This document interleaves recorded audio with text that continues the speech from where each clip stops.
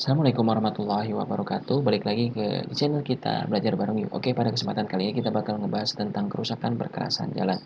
Sesuai dengan pedoman PD 01/2016 B tentang penentuan indeks perkerasan jalan. Oke, jadi ini adalah tipe-tipe dari kerusakan perkerasan beton aspal seperti pada dilihat dalam slide. Kemudian ini juga lanjutannya ada 20 tipe dari kerusakan perkerasan jalan. Oke, pada kesempatan kali ini kita bakal ngebahas satu-satu tentang kerusakan perkerasan jalan. Kemudian pertama ini ada retak buaya atau retak lelah yang seperti biasa kita lihat pada kerusakan-kerusakan yang ada di jalan. Ini seperti pada gambar, dapat dilihat pada gambar yang A ini adalah keparahan rendah, yang B keparahan sedang, dan C keparahan tinggi.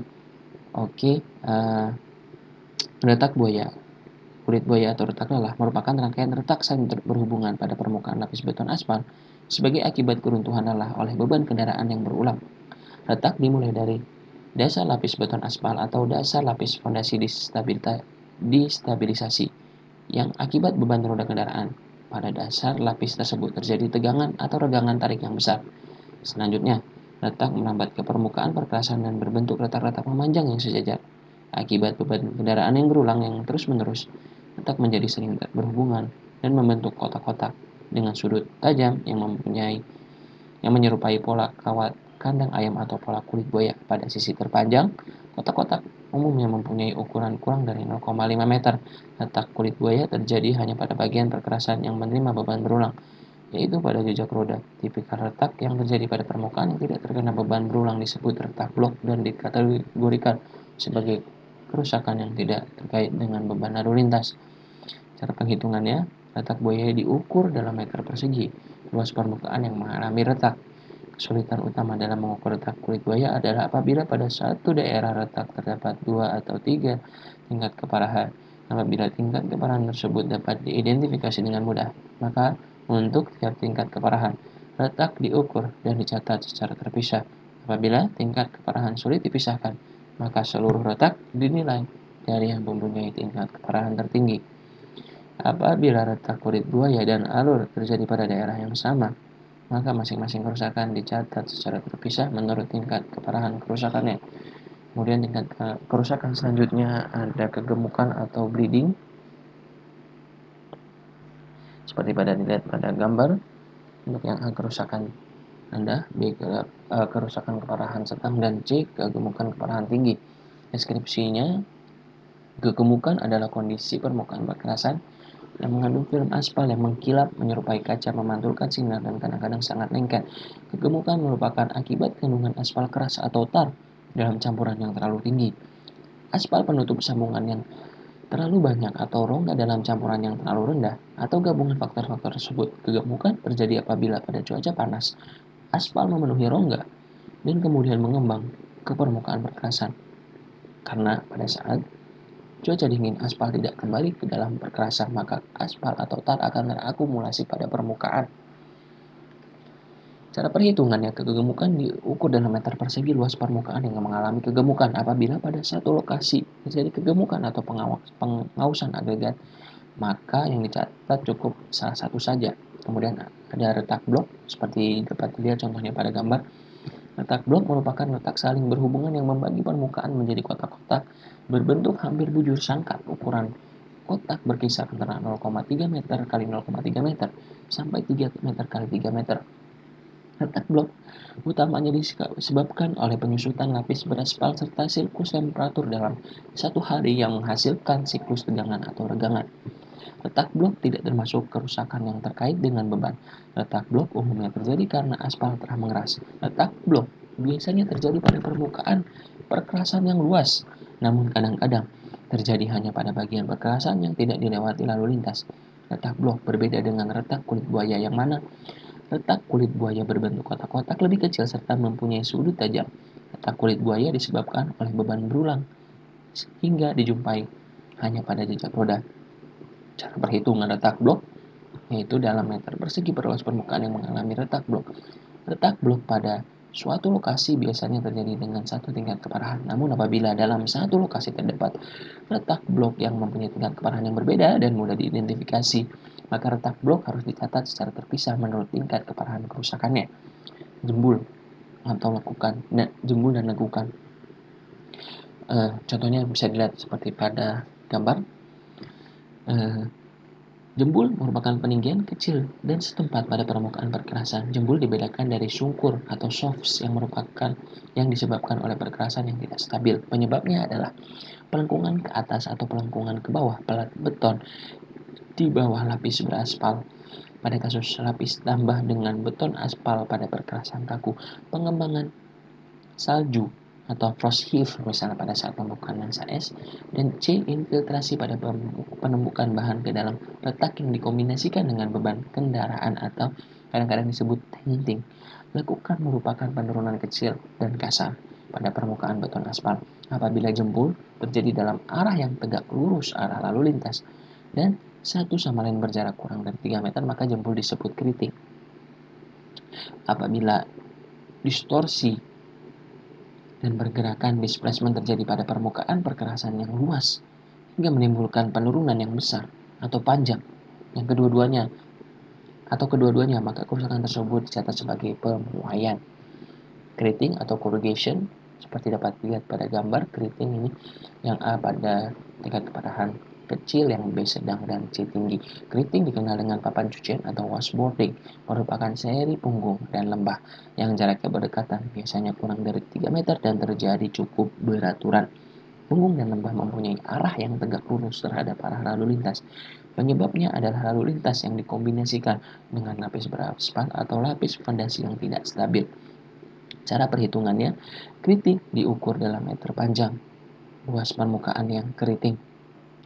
Ambles atau depresi atau depression merupakan kondisi pada suatu lokasi elevasi permukaan perkerasan lebih rendah dari permukaan perkerasan di sekitarnya. Pada beberapa kasus, depresi ringan sulit dilihat, kecuali pada saat hujan yang menimbulkan genangan. Pada perkerasan yang kering, depresi dapat dikenali melalui bekas lumpur yang terlihat yang terdapat pada lokasi ambles atau depresi, yaitu yang terjadi pada saat ambles atau depresi tergenang air. Penyebabnya adalah penurunan tanah dasar atau sebagai akibat pelaksanaan yang tidak semestinya. Ambles atau depresi dapat menimbulkan ketidakrataan dan ketika cukup dalam serta tergenang air dapat menimbulkan hydroplaning.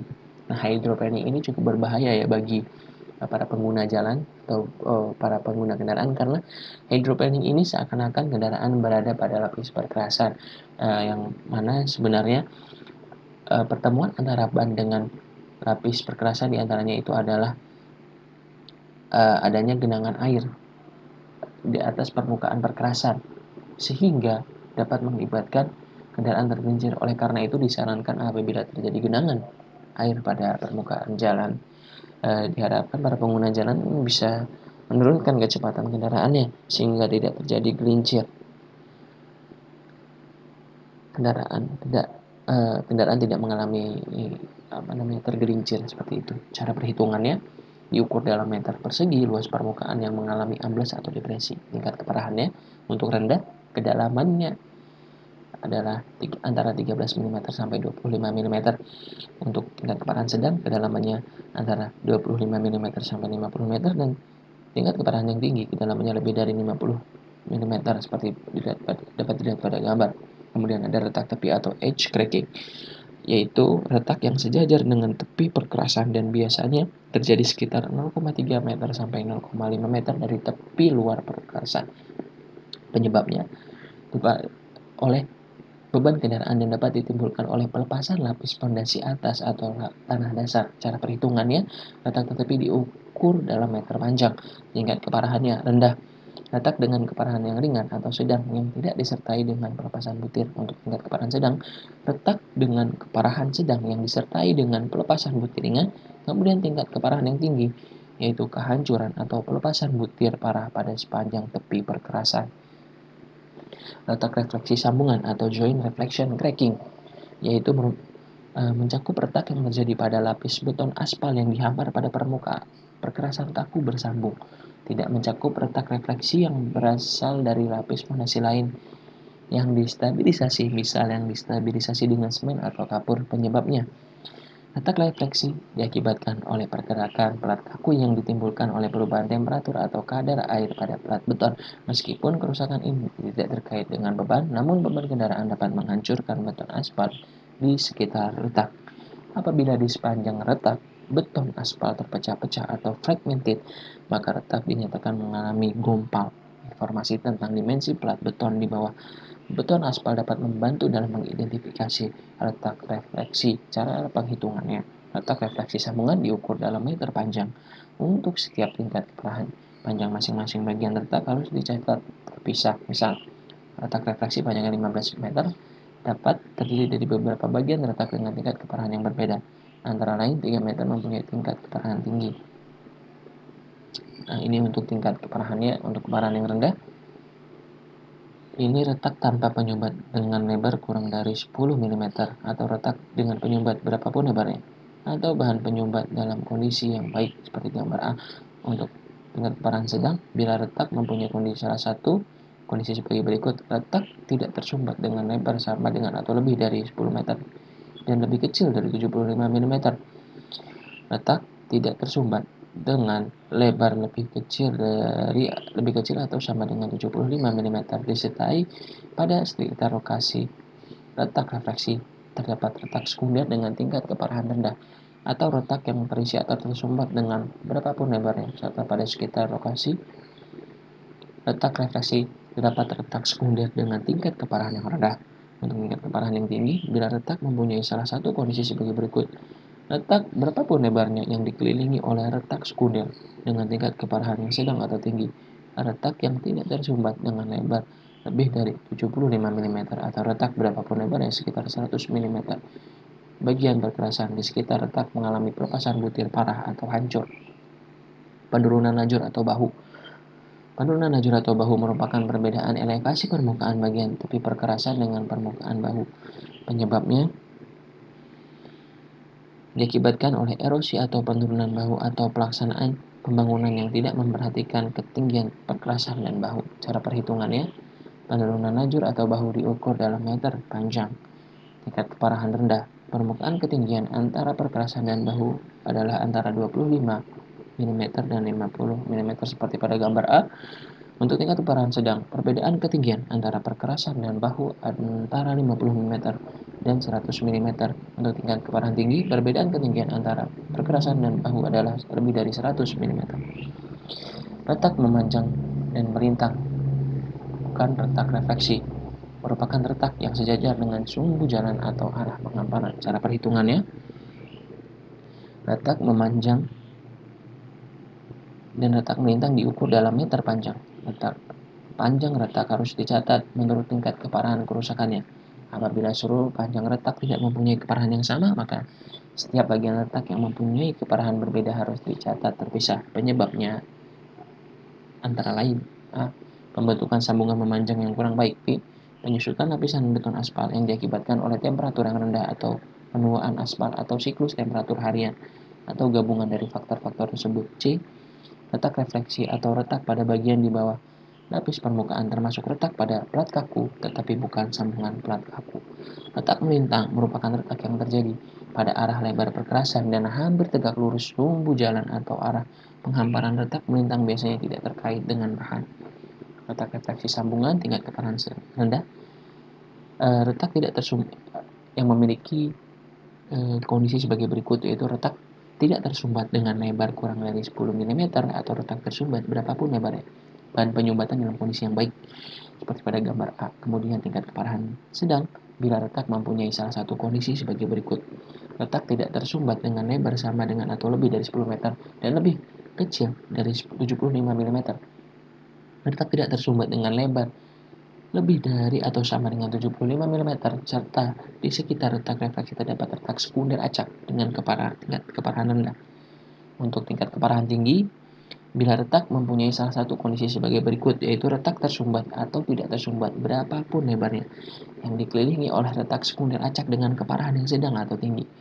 Retak tidak tersumbat dengan lebar lebih dari 75 mm atau retak berapapun lebarnya sekitar 100 mm bagian perkerasan di sekitar retak mengalami kehancuran parah seperti gambar C. Tambalan atau tambalan galian utilitas. Tambalan merupakan suatu bagian perkerasan yang telah diganti dengan bahan baru dalam rangka memperbaiki bagian perkerasan yang mengalami kerusakan. Penyebabnya Tambalan tetap dinilai sebagai catat betapapun baiknya tambalan tersebut. Tambalan dan bagian perkerasan di sekitar tambalan biasanya tidak mempunyai kinerja yang sama dengan kinerja perkerasan asli atau existing. Umumnya, tambalan menimbulkan ketidakrataan atau roughness. Cara perhitungannya adalah meter persegi luas permukaan. Apabila satu tambalan mempunyai keparahan yang berbeda, maka masing-masing pada bagian tambalan harus dicatat tersendiri menurut keparahannya. Misal, tambalan yang luasnya 25 meter persegi dapat terdiri dari 1 meter persegi pada bagian tambalan yang dengan tingkat keparahan yang sedang, serta 1,5 meter persegi bagian tambalan dengan tingkat keparahan rendah. Kerusakan lain yang terdapat pada tambalan, misal retak atau sungkur, tidak perlu dicatat. Namun, pengaruh kerusakan tersebut diperhitungkan pada saat menentukan tingkat keparahan tambalan. Apabila bagian perkerasan lama yang cukup luas diganti dengan bahan yang baru, maka bagian perkerasan tersebut tidak dinilai sebagai tambalan, tetapi sebagai perkerasan baru, misal penggantian seluruh bagian perkerasan di persimpangan. Pengausan agregat atau polish agregat.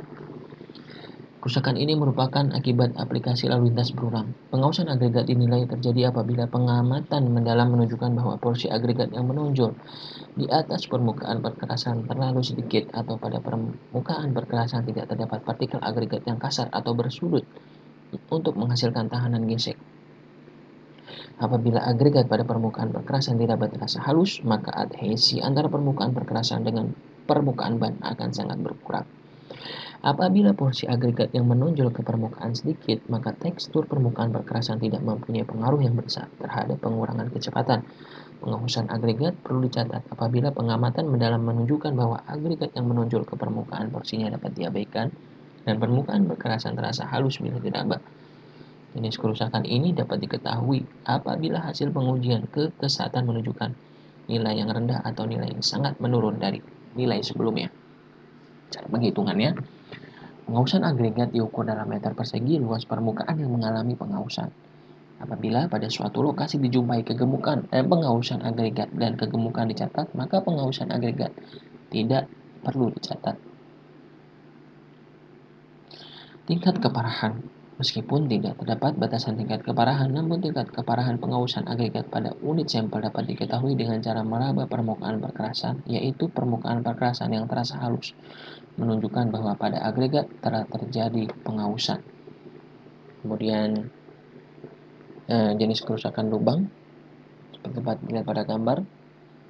Yang A ini dengan keparahan yang rendah, B keparahan sedang, dan C keparahan yang tinggi. Lubang merupakan cekungan pada permukaan perkerasan yang mempunyai diameter kecil, biasanya kurang dari 750 mm.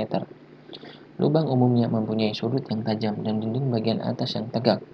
Apabila lubang terbentuk dari retak kulit buaya yang sangat parah, maka kerusakan tersebut dicatat sebagai lubang, tidak sebagai retak buaya atau pelapukan. Cara perhitungannya berdasarkan tingkat keparahannya, terdiri dari rendah, sedang, dan tinggi. Seperti dapat dilihat pada tabel, diameter rata-rata lubang dikategorikan antara 100 mm sampai 200 mm, kemudian antara 200 mm hingga 450 meter. Dan kategori ketiga yaitu diameter lubang antara 450 mm hingga 750 mm. Untuk kategori kedalaman maksimum lubang antara 13 mm sampai dengan 25 mm, kemudian 25 mm sampai dengan 50 mm, dan di atas 50 mm.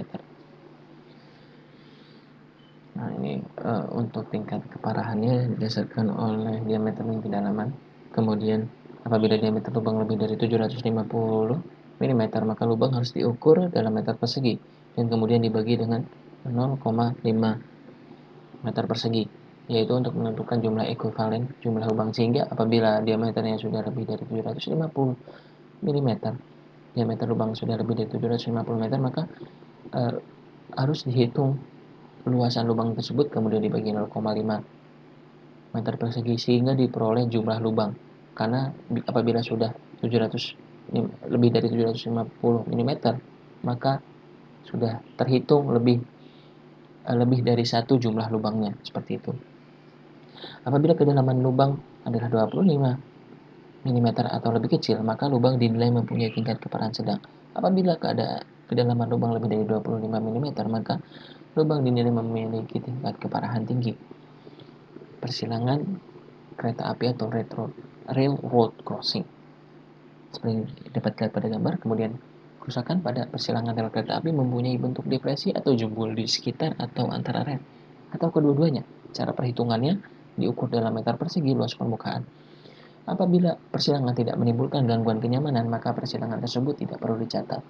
Benturan yang ditimbulkan oleh rel harus dicatat sebagai bagian persilangan. Tingkat keparahannya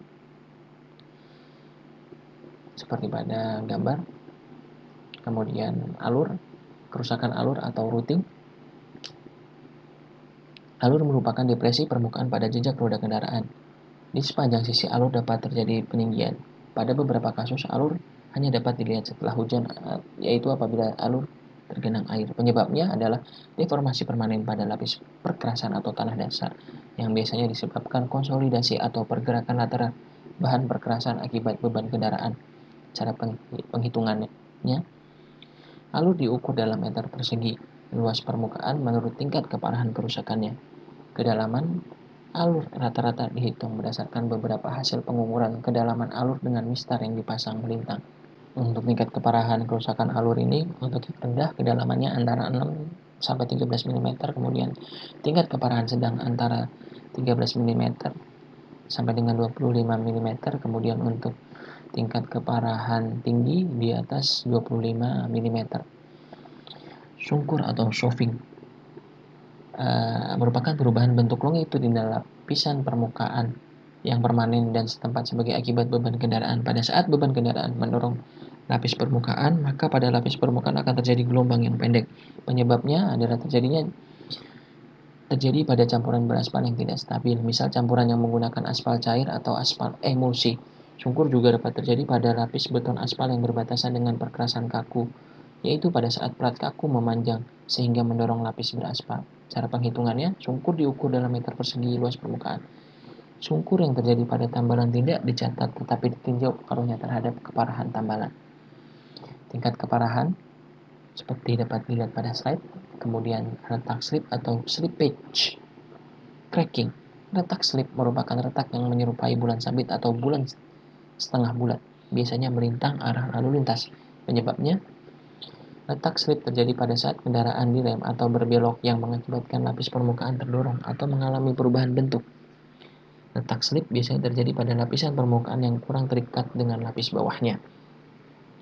Retak slip diukur dalam meter persegi luas permukaan dan dicatat menurut keparahan tertinggi. Sungkur atau shoving. Tingkat keparahan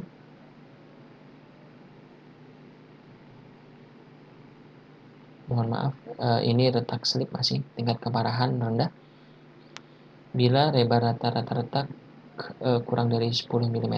Untuk tingkat keparahan sedang memenuhi salah satu kondisi sebagai berikut: lebar retak antara 10 mm dan 40 mm atau permukaan di sekitar retak mengalami gumpal moderat atau dikelilingi dengan retak sekunder. Untuk tingkat keparahan tinggi memenuhi salah satu kondisi sebagai berikut, yaitu lebar retak adalah lebih dari 40 mm atau permukaan di sekitar retak pecah-pecah sehingga pecahannya mudah dicabut. Kemudian ada jenis kerusakan swelling atau pemoyan. Pemoyan ditandai dengan menggelembung atau upward bulk pada permukaan perkerasan yang mempunyai gelombang gradual dengan panjang lebih dari 3 meter. Pemoyan dapat disertai dengan retak dan biasanya merupakan akibat pengaruh pembekuan atau cross action pada tanah dasar atau akibat pemoyan tanah. Tingkat keparahan rendah menimbulkan gangguan kenyamanan yang rendah. Pemoyan dengan tingkat keparahan rendah tidak selalu mudah dilihat, namun dapat dirasakan pada saat menaiki kendaraan, yaitu melalui gerakan kendaraan yang menaik atau upward motion. Untuk tingkat keparahan sedang, pemoyan menimbulkan gangguan kenyamanan yang sedang. Untuk tingkat keparahan tinggi, pemoyan menimbulkan gangguan kenyamanan yang tingkatannya tinggi. Pemoyan diukur dalam meter persegi luas permukaan. Kemudian ada pelepasan butir atau rappelling.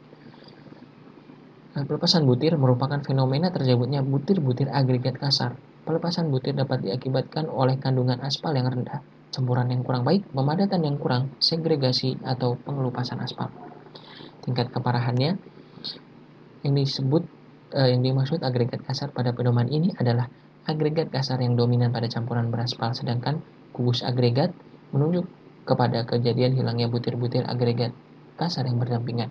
Apabila dihadapi kesulitan penentuan tingkat keparahan, Maka hal tersebut dapat diatasi dengan memilih 3 lokasi representatif yang masing-masing luasnya 1 meter persegi. Selanjutnya hitungan butir-butiran gugus agregat yang hilang. Untuk tingkat keparahan sedang, jumlah butir agregat yang hilang lebih dari 20 buah per meter persegi, yaitu apabila dijumpai gugus agregat yang hilang atau kedua-duanya seperti pada gambar A. Untuk tingkat keparahan tinggi, permukaan berkerasan sangat kasar dan dapat berbentuk cekungan. Bahkan pada permukaan dapat terkumpul agregat lepas. Cara perhitungannya, pelepasan butir diukur dalam meter persegi atau luas permukaan. Pelepasan butir diukur dalam meter persegi luas permukaan. Pelepasan butir yang diakibatkan oleh roda alat berat yang juga dicatat. Apabila pada suatu lokasi terjadi pelepasan butir dan pelapukan atau weathering, dan yang dicatat adalah pelepasan butir, maka pelapukan tidak perlu dicatat. Kemudian ada pelapukan atau surface wear, merupakan pelepasan aspal dan butir-butir halus pada beton aspal. Tingkat keparahannya, yang dimaksud dengan agregat kasar pada perumahan ini adalah agregat kasar pada campuran beraspal.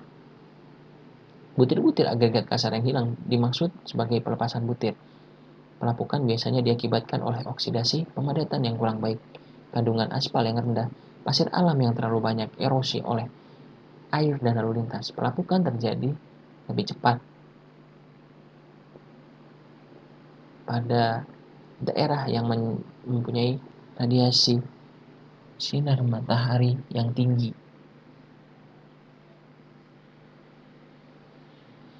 Untuk tingkat keparahan rendah, permukaan mulai menunjukkan gejala penuaan yang dapat dipercepat oleh kondisi cuaca. Di samping itu, pada permukaan mulai terlihat butir-butir halus yang hilang dan mungkin disertai dengan warna aspal yang memudar. Butir-butir agregat kasar mulai terbuka.